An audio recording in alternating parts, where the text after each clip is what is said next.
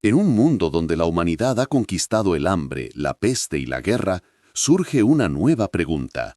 ¿Qué sigue en nuestra agenda? Homo Deus explora el futuro de la especie humana, enfrentada a desafíos y ambiciones inéditas.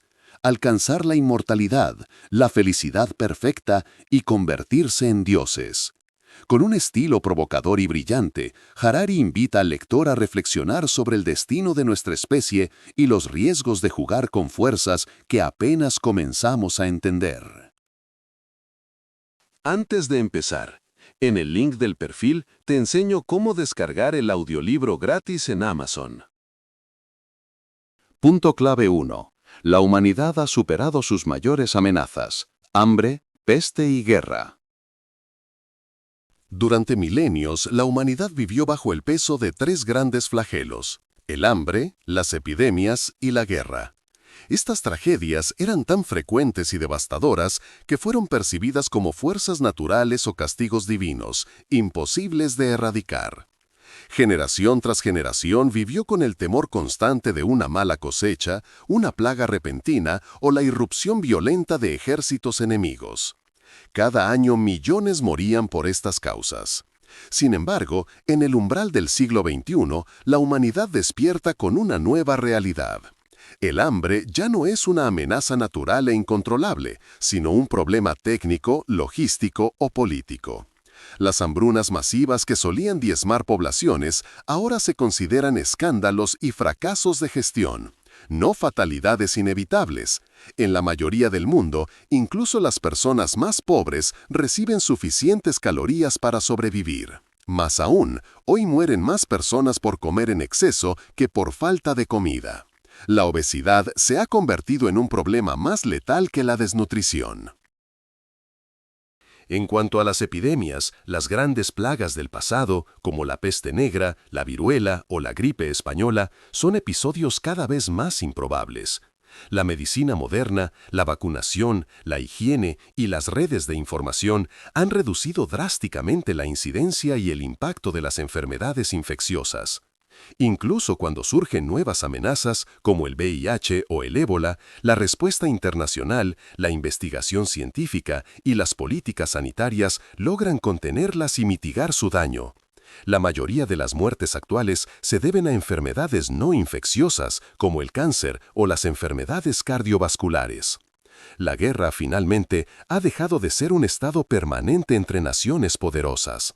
La amenaza de un conflicto a gran escala entre superpotencias ha sido reemplazada por la lógica de la disuasión nuclear y la interdependencia económica. Por primera vez, muchos países consideran la guerra no solo indeseable, sino casi impensable. Las grandes potencias ya no conquistan territorios por la fuerza, porque el conocimiento, y no el oro, el petróleo o el trigo, es la principal fuente de riqueza, y este no puede ser tomado por invasión militar. Aunque aún existen conflictos armados, zonas en crisis y actos terroristas, en términos históricos la violencia ha disminuido notablemente. Hoy es más probable morir por diabetes que en un campo de batalla, más probable suicidarse que ser asesinado por otro ser humano. La humanidad ha convertido sus antiguos monstruos en desafíos manejables. No han desaparecido por completo, pero han perdido su aura de fatalidad inevitable. Por primera vez en la historia, lo que más amenaza la supervivencia de la especie no es la naturaleza, sino la propia acción humana. Punto clave 2. El nuevo proyecto humano: alcanzar la inmortalidad. Después de milenios en los que la muerte era considerada una parte inevitable de la existencia humana, el objetivo de evitarla ha dejado de ser una fantasía para convertirse en un proyecto científico concreto. No se trata ya de rezar por la salvación del alma, sino de encontrar una solución técnica al problema físico de la muerte. Cada enfermedad, cada fallo del cuerpo, cada deterioro relacionado con la edad se entiende como un fallo de funcionamiento que, con suficiente conocimiento y tecnología, puede repararse o prevenirse. La muerte ha dejado de ser un misterio y se ha convertido en un error de diseño. El corazón deja de latir, las arterias se obstruyen, las células se dividen mal o se vuelven cancerígenas. No hay nada sagrado en ello. Son procesos físicos, químicos, genéticos, y como tales están al alcance del bisturí, del fármaco, del algoritmo. Ya no se llama a un sacerdote en el lecho de muerte, sino a un especialista, a un cirujano, a un laboratorio. La muerte se considera una enfermedad curable, no un decreto divino. Las potencias tecnológicas y económicas ya han comenzado la carrera hacia la inmortalidad. Grandes corporaciones destinan miles de millones a investigaciones en biotecnología, genética, nanotecnología y medicina regenerativa. La muerte no es un límite aceptado, es un desafío a superar. La extensión radical de la vida se convierte así en un nuevo derecho humano. Si se acepta que todos tienen derecho a la vida, no se fija un límite arbitrario de 90 años. Cada segundo ganado se convierte en una conquista, y todo lo que impida extender la existencia debe ser derrotado. El interés no es solo académico o humanitario. El interés no es solo humanitario. El mercado de la inmortalidad es el más lucrativo imaginable. ¿Cuánto estaría dispuesto a pagar quien tiene riqueza, poder y miedo? El anhelo por prolongar la vida o por detener su fin moviliza inversiones, despierta fantasías y reconfigura la política. Quien controle la muerte, controlará el mundo. Ya no basta con curar enfermedades. El objetivo es rejuvenecer el cuerpo, regenerar tejidos, reemplazar órganos, modificar genes, implantar mejoras tecnológicas. La frontera entre el ser humano y la máquina se vuelve difusa. La muerte se convierte en un enemigo al que se puede vencer en partes, década por década, hasta que se vuelva irrelevante. Así, el proyecto del siglo XXI ya no es solo vivir mejor, sino vivir para siempre. La inmortalidad deja de ser un sueño religioso o una leyenda mitológica. Se transforma en una meta científica, económica y política. La vida sin fin no es una promesa espiritual, es un plan estratégico. Recuerda que en el link del perfil te enseño cómo descargar el audiolibro gratis en Amazon. Punto clave 3. La búsqueda de la felicidad como objetivo colectivo. Superadas las amenazas básicas que durante siglos marcaron la existencia humana, la humanidad se lanza a una nueva empresa, no solo vivir más, sino vivir mejor. La felicidad, que antes era un privilegio ocasional, un estado efímero o un ideal filosófico, se convierte ahora en una aspiración legítima, medible y sobre todo alcanzable. Ya no se trata de consolarse con esperanzas celestiales ni resignarse al sufrimiento. El objetivo es alcanzar una vida feliz, aquí y ahora. Las antiguas religiones y sistemas de pensamiento solían asociar la felicidad con el sacrificio, la renuncia o la armonía con un orden cósmico. El sufrimiento tenía sentido, la tristeza era parte de un propósito divino. En cambio, el pensamiento moderno coloca la felicidad en el centro del proyecto humano. La ciencia, la economía y la política se reorientan hacia el bienestar. Las universidades estudian la psicología del placer, los gobiernos diseñan políticas públicas en función de encuestas de satisfacción y las empresas desarrollan productos no para satisfacer necesidades básicas, sino para provocar placer y autorrealización. La economía del siglo XXI ya no gira en torno a la producción de bienes esenciales, sino a la creación de experiencias agradables. Las personas no compran comida para saciar el hambre, sino para disfrutar del sabor. No adquieren casas para protegerse del frío, sino para decorar con estilo. No buscan empleo solo para sobrevivir, sino para sentirse realizados. La felicidad, entonces, se convierte en una industria. Desde aplicaciones móviles hasta terapias neuronales, todo apunta a maximizar sensaciones positivas y minimizar el sufrimiento emocional. Pero esta felicidad es ambigua. No está claro qué la produce realmente. La neurociencia ha revelado que lo que experimentamos como felicidad son patrones de actividad química en el cerebro, una combinación de serotonina, dopamina, oxitocina. La vida feliz, entonces, puede reducirse a manipular esas sustancias. ¿Significa esto que una pastilla o un implante cerebral puede garantizar la felicidad? ¿Que no importa lo que pase afuera mientras el cerebro esté estimulado correctamente? Esta perspectiva abre un abismo ético y existencial. Si la felicidad es solo un estado neuroquímico, ¿tiene sentido la lucha social, el arte, la política? ¿Vale la pena cambiar el mundo o basta con cambiar la percepción del mundo? Si un individuo puede ser feliz en medio de la miseria gracias a una intervención química, ¿qué pasa con la justicia? El objetivo de una humanidad feliz exige por tanto replantearse las bases mismas del proyecto humano. Buscar la felicidad como un fin colectivo puede unirnos, pero también puede despojarnos de profundidad, significado o verdad. La pregunta ya no es solo cómo vivir, sino ¿para qué? ¿Somos más felices o solo más eficientes en producir la ilusión de estarlo?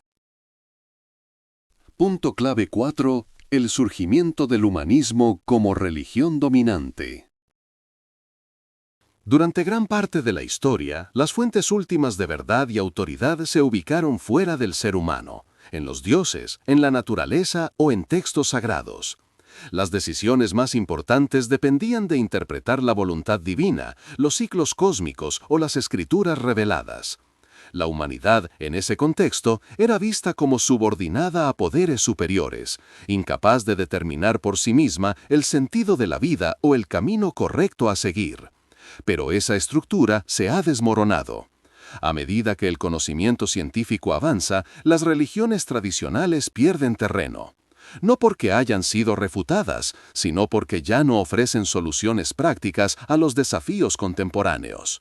Frente a una enfermedad, una crisis económica o una decisión política, lo que se consulta no es la Biblia ni el Corán, sino el laboratorio, la encuesta o el psicólogo.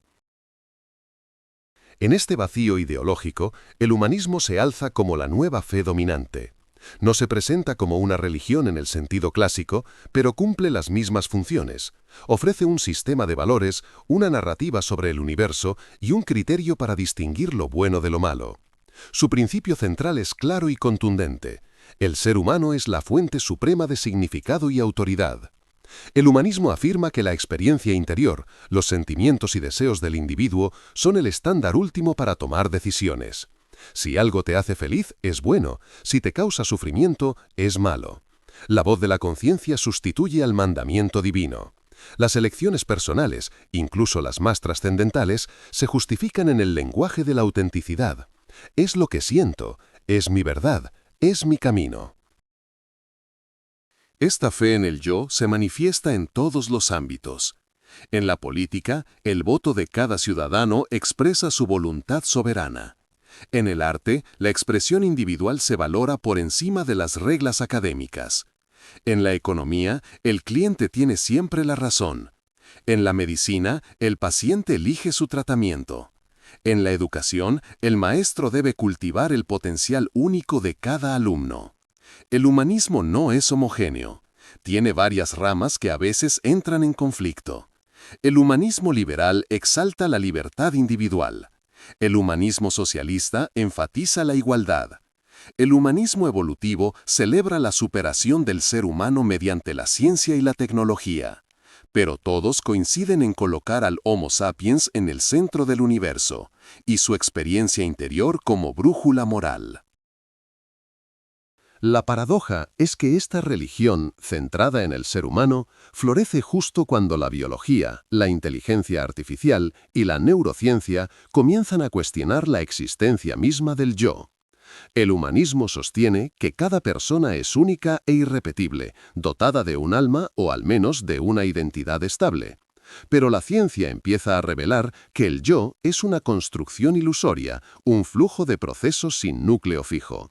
Así, mientras el humanismo domina el mundo, sus fundamentos comienzan a resquebrajarse. ¿Qué pasará cuando el sistema más influyente del planeta ya no crea en la autenticidad del alma humana? ¿Podrá sobrevivir una civilización que ya no se crea a sí misma? Punto clave 5. La transformación del Homo sapiens en Homo Deus. Durante miles de años, el Homo sapiens fue una especie frágil, acosada por el hambre, la enfermedad y la violencia. Pero al superar estas amenazas, no se conforma con la supervivencia. Surge una nueva ambición, evolucionar hacia una forma superior de existencia. La humanidad ya no se limita a adaptarse al mundo, ahora busca rediseñarse a sí misma. El siguiente paso no es un mejor humano, sino un nuevo tipo de ser, el Homo Deus. Este nuevo ser no se forjará por selección natural, sino por diseño inteligente.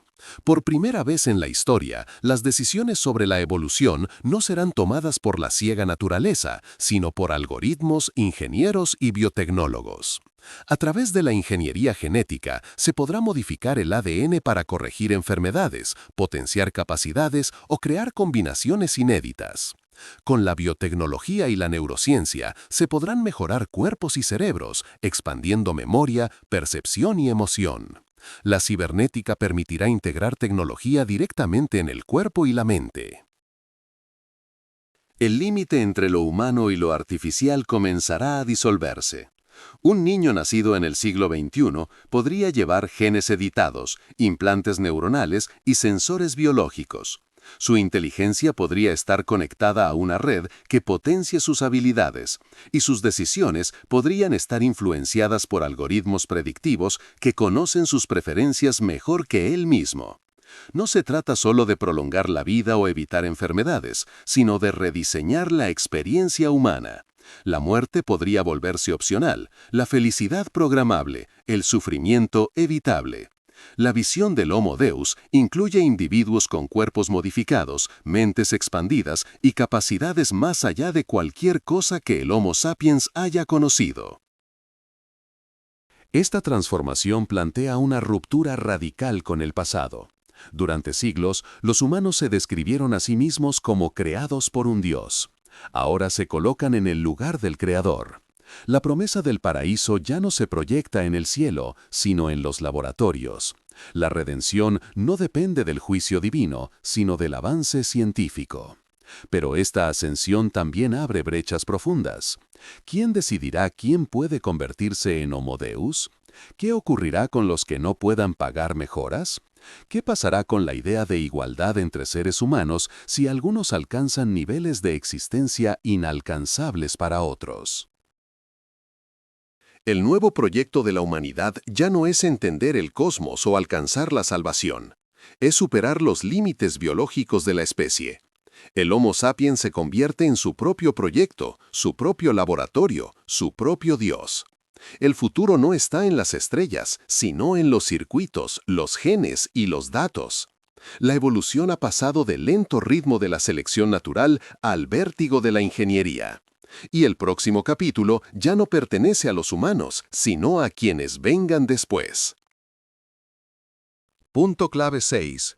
El ascenso del dataísmo y el poder de los algoritmos.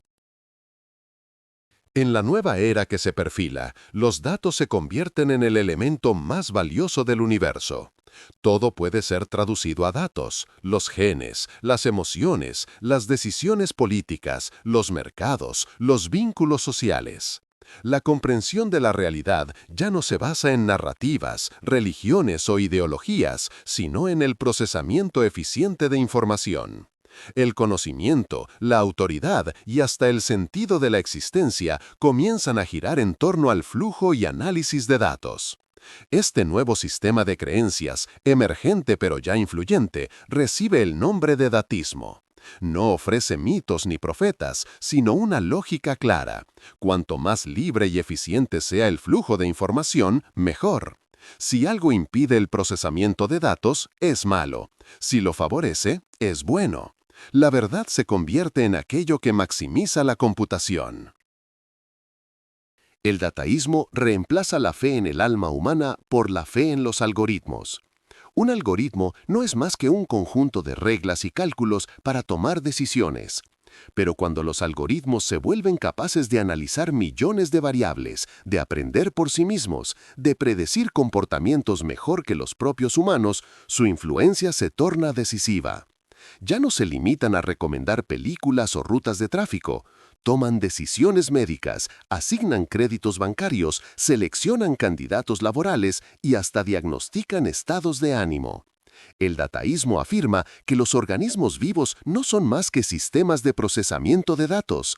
La inteligencia, entonces, no depende de la conciencia ni de la voluntad, sino de la capacidad de calcular.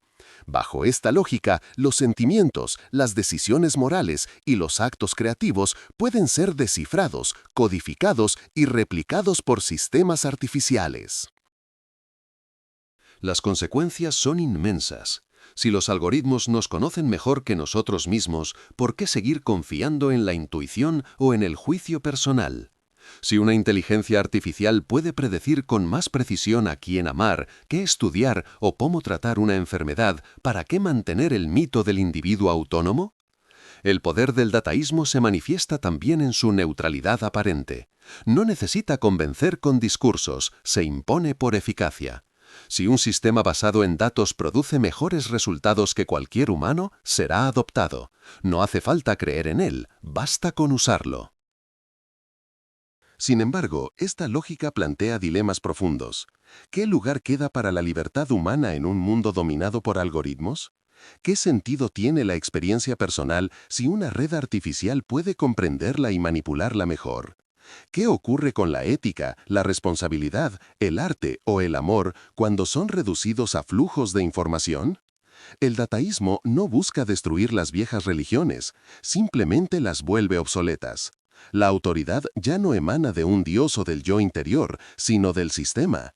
En este nuevo orden, quien controle los datos controlará no solo el mercado o la política, sino también la evolución de la conciencia.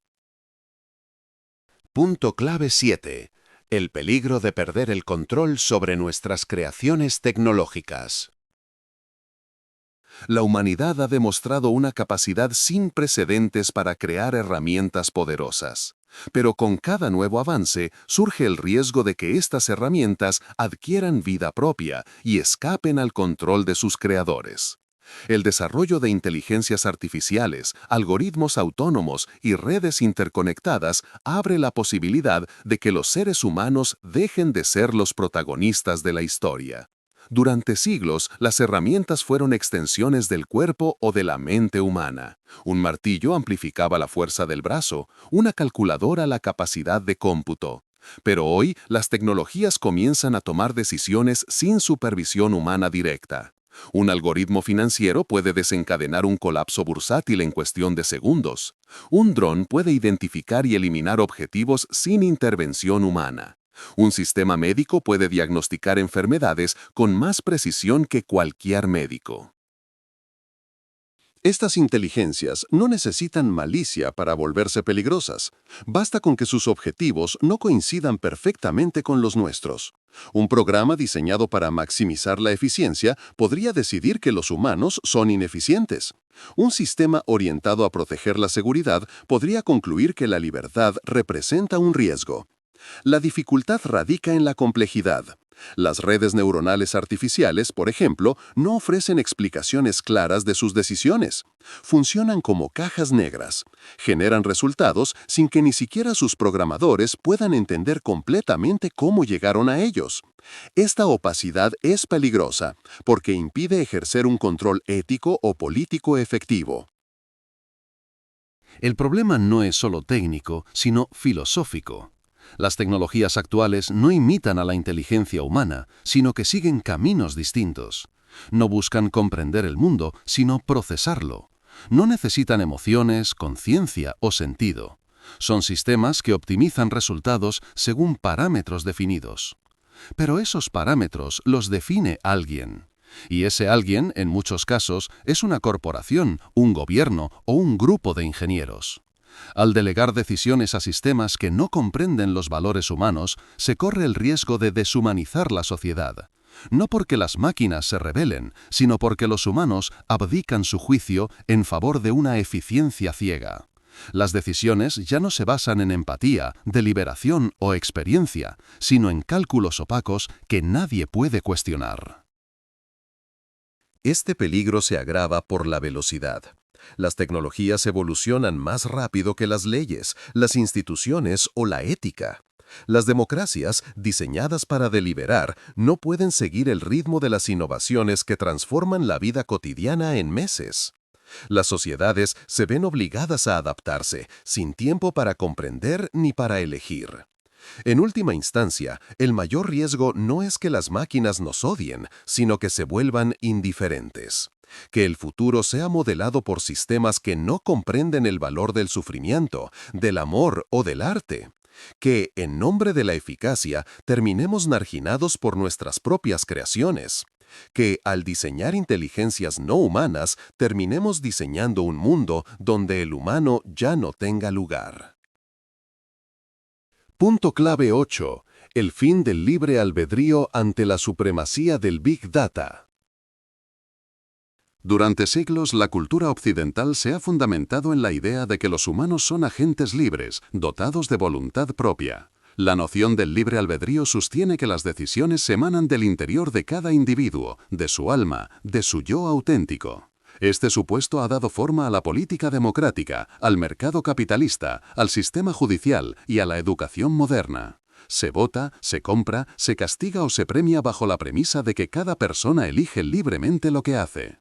Pero esta visión está siendo demolida por descubrimientos científicos y avances tecnológicos. La neurociencia revela que las decisiones se toman en el cerebro antes de que la conciencia las perciba. La biología demuestra que los deseos y pensamientos emergen de procesos químicos y eléctricos. La psicología muestra cómo factores inconscientes determinan las elecciones. La genética y la sociología explican conductas mediante patrones heredados o condicionamientos ambientales. Al mismo tiempo, el auge del Big Data convierte a los algoritmos en mejores analistas del comportamiento humano que los propios individuos. Plataformas tecnológicas recopilan miles de datos por segundo: qué se lee, cuánto se duerme, cómo se respira, a qué ritmo late el corazón frente a una imagen. Estos datos son procesados para predecir decisiones, preferencias, emociones, y lo hacen con una precisión creciente. El resultado es perturbador. Ya no somos los mejores conocedores de nosotros mismos. Un algoritmo puede saber cuándo una persona está deprimida antes de que ella misma lo note. Puede recomendar con más precisión una pareja romántica, un tratamiento médico o una trayectoria laboral.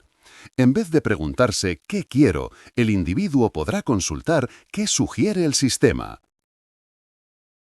Esto no significa que los humanos sean simples marionetas, pero sí que el libre albedrío es una ilusión funcional. Las elecciones, aunque reales, están determinadas por variables biológicas y culturales que el sujeto no controla. El yo no es una entidad unificada y soberana, sino un flujo de procesos sin centro fijo. En este contexto, los fundamentos del liberalismo comienzan a tambalearse. Si los votantes no eligen libremente, ¿qué sentido tiene la democracia tal como la conocemos? Si los consumidores no saben realmente lo que desean, ¿en qué se basa la libertad de mercado? Si las personas no son responsables de sus actos, ¿cómo justificar el castigo o la recompensa? La nueva lógica propone que los datos tomen el lugar de la conciencia, que la autoridad se desplace del yo interior a los sistemas externos de análisis, que el poder deje de residir en las personas para pasar a los algoritmos. La pregunta ya no será ¿quién soy?, sino ¿qué dicen los datos que soy? En este mundo, quien controle los flujos de información tendrá un poder absoluto, no sobre territorios ni cuerpos, sino sobre mentes y decisiones. La libertad se redefine, no como independencia, sino como alineamiento eficiente con los algoritmos.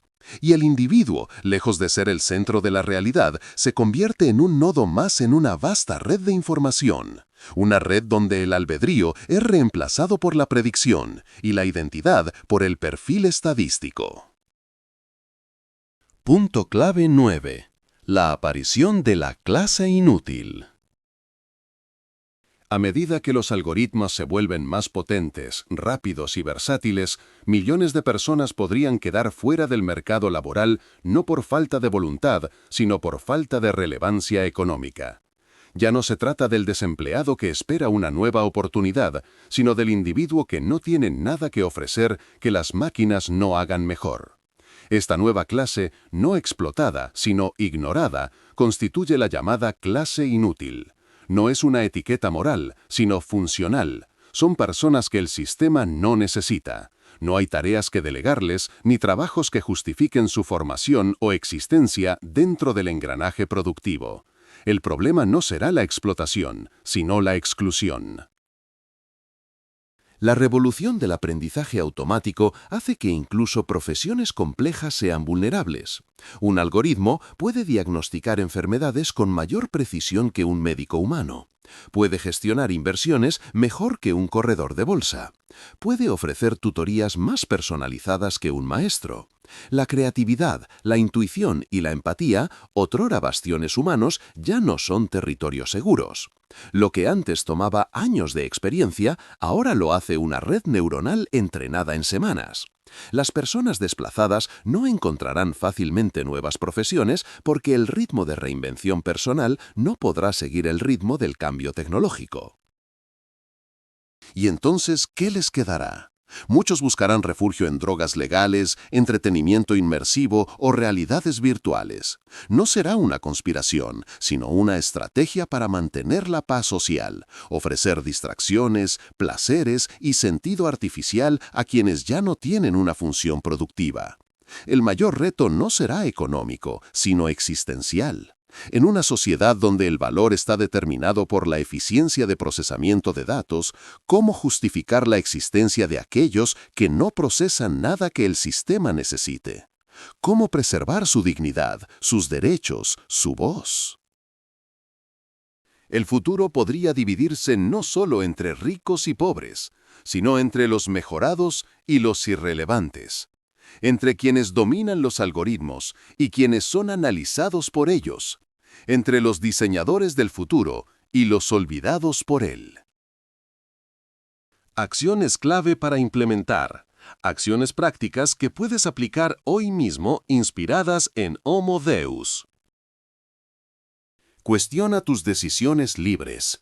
Reflexiona si tus elecciones diarias, lo que compras, consumes o votas, realmente provienen de ti o están influidas por algoritmos o condicionamientos externos. 2. Reduce la dependencia algorítmica. Desactiva recomendaciones automáticas de plataformas digitales por un día y elige conscientemente qué música, noticias o contenido consumes. Protege tus datos personales. Revisa permisos de apps en tu móvil y elimina aquellas que recopilan información innecesaria. 4. Invierte en bienestar físico y mental. Prioriza hábitos que aumenten tu longevidad real, alimentación saludable, ejercicio y atención plena. Infórmate sobre biotecnología y IA. Suscríbete a boletines o canales educativos sobre avances científicos que moldean el futuro. 6. Participa en debates éticos. Involúcrate en foros o grupos que discuten los límites del uso de datos, algoritmos e ingeniería genética. 7. Define tu propósito más allá del éxito material. Identifica si tu búsqueda de felicidad está basada en estímulos externos o en objetivos personales significativos. 8. Apoya la ciencia responsable. Dona o colabora con organizaciones que fomentan un desarrollo tecnológico ético y humanista. 9. Educa en pensamiento crítico. Si tienes hijos, alumnos o colegas, fomenta conversaciones sobre la diferencia entre sentir y comprender, entre saber y repetir. Vigila el poder tecnológico. Exige transparencia en el uso de algoritmos por parte de empresas y gobiernos en decisiones que afectan a las personas. En el link del perfil te enseño cómo descargar el audiolibro gratis en Amazon.